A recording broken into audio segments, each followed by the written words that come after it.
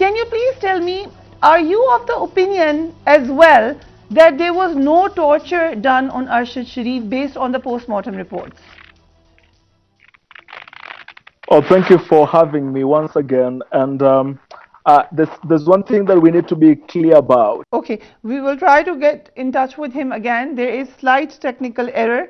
Dobara unse baat karte hain. Yes, Mr. Obaya, you were saying that we have to be clear about one thing. Please continue.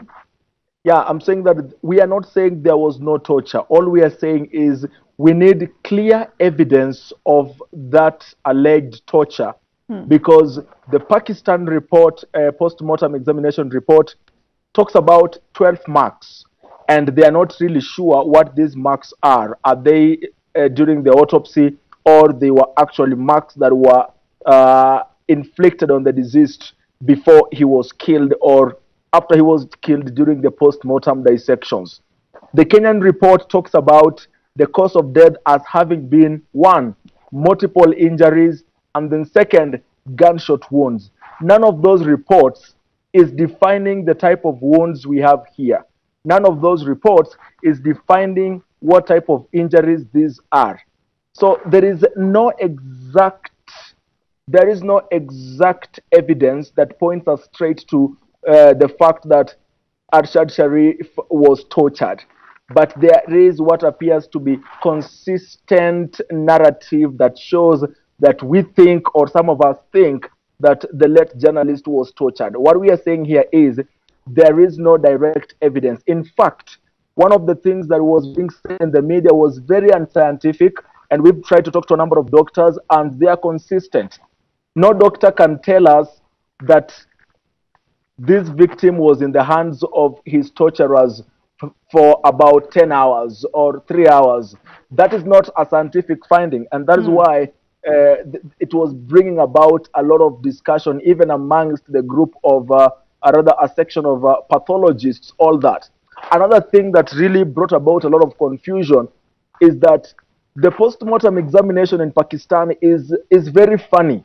It's funny in that, yes, it's very funny. It's funny because it has not been conducted by pathologists. One wonders why a neurosurgeon would be leading such a high sensitive type of examination on a body. One wonders why we don't have someone we can really pinpoint to have the background of forensic medicine per se. And that is what we are basically looking at right now. Those two things are threatening to undermine the legitimacy of both reports. The Kenyan report does not describe the injuries. The Pakistan report talks about 12 marks. 12, yes. And then... But then there's one additional thing. What about the bullet that was found from Arshad Sharif's body, which they seem to think that Kenyan police missed?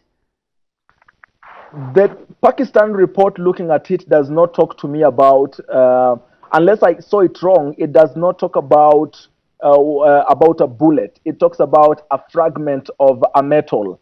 So unless, again, it goes clear to talk about a bullet being found, it actually talked about a fragment of a metal. And what some doctors are saying is that if an actual scan is not done, such is more likely to happen. So maybe the team in Kenya may not have conducted an X-ray of the body, and that's why maybe back in Pakistan there were those findings of the metal fragments and all that. Okay, one important point.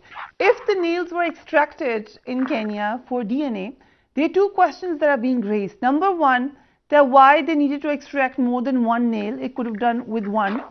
Secondly, usually in the DNA reports, in the post-mortem reports, they always put in a note that this was extracted for this purpose, and they attach it in the report. This is said to be the SOP. This was not mentioned in the report that the nails were extracted. How do you address these issues?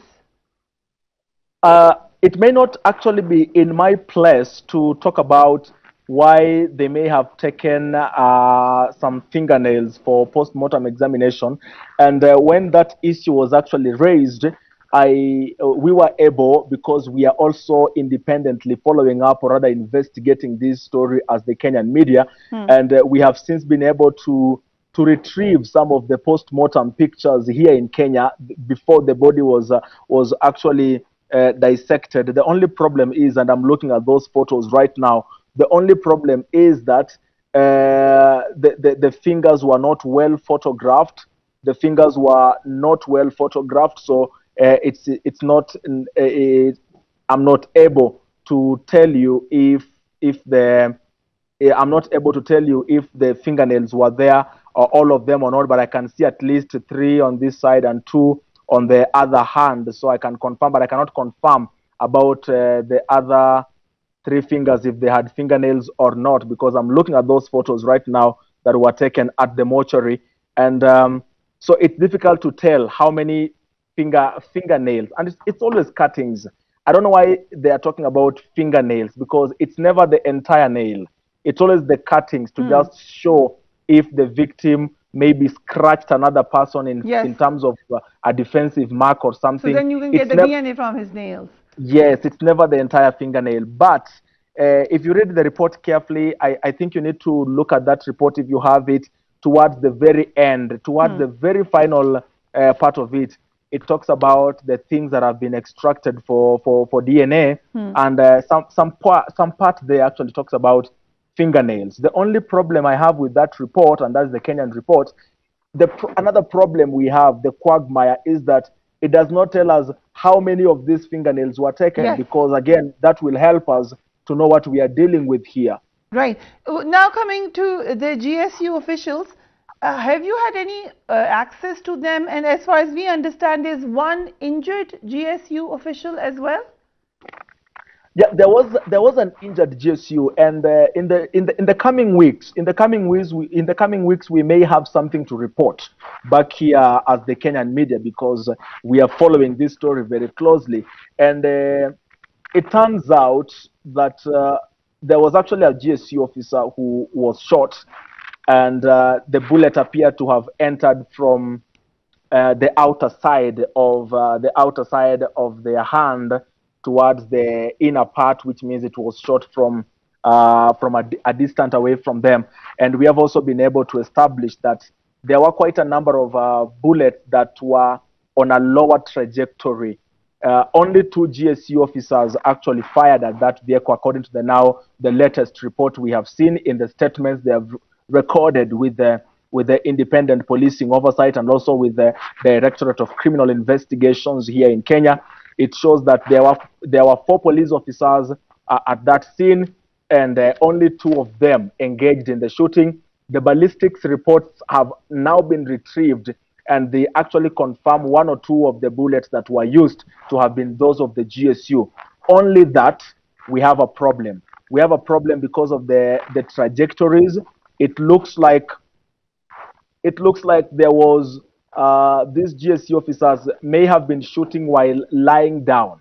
That is what they say in their report. But then the shots that were fired on this vehicle from the backside, they were fired from a trajectory that shows that the shooter was actually someone who was standing up. It now begs the question of whether the GSU are lying about how they shot at this vehicle, or there was actually another shooter. Another shooter. That's very, very interesting. The Pakistani investigation team has returned from Kenya.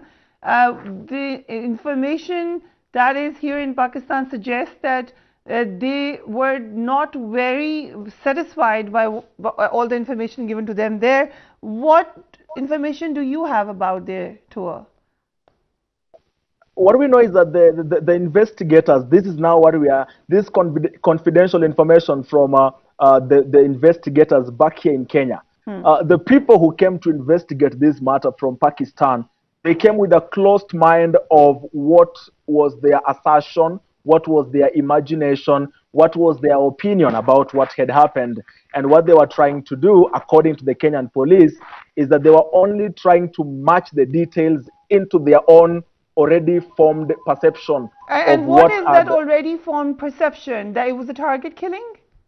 The already formed perception is that the GSU shot at this person.